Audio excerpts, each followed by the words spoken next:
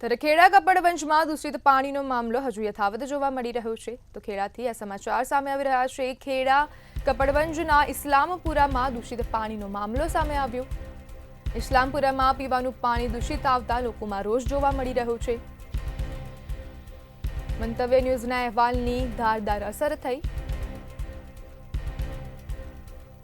અહેવાલ બાદ નગરપાલિકાનું તંત્ર દોડતું થયું।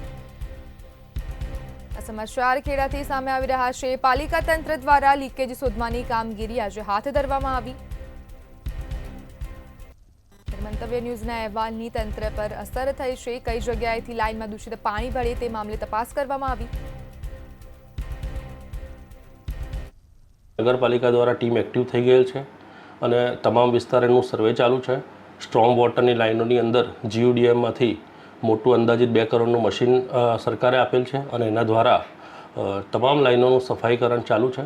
જે લોકોએ સ્ટ્રોમ વોટર લાઇનની અંદરથી પોતાના પાણીના કનેક્શનો ખેંચી લીધા છે એ લોકોને માર્ગદર્શન આપવામાં આવે છે અને નગરપાલિકાના કર્મચારીઓ દ્વારા જે તે કનેક્શન સ્ટ્રોમ વોટરની ચેમ્બરમાંથી હટાવી પ્રોપર પાણીની ચેમ્બરમાં રહે, જેથી કરીને આસપાસના લોકોને પણ આ રીતનો પ્રોબ્લેમ ના થાય તે રીતનું કાર્યવાહી ચાલુ કરેલ છે।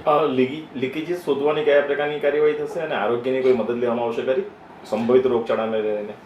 લીકેજીસ શોધવા માટે અમે અલગ ટીમ બનાવેલ છે જે ગામમાં સર્વે કરી રહી છે ક્યાં ક્યાં લીકેજ છે। સાથે સાથે અત્યારે આખા કપડવંજની અંદર વેણીપુરા પમ્પિંગ સ્ટેશનથી લઈને તમામ વિસ્તારોમાં તમામ મુખ્ય ટાંકી સુધી નવીન પાણીની લાઈનો નાખવાનું કામકાજ હાલ ચાલુ છે।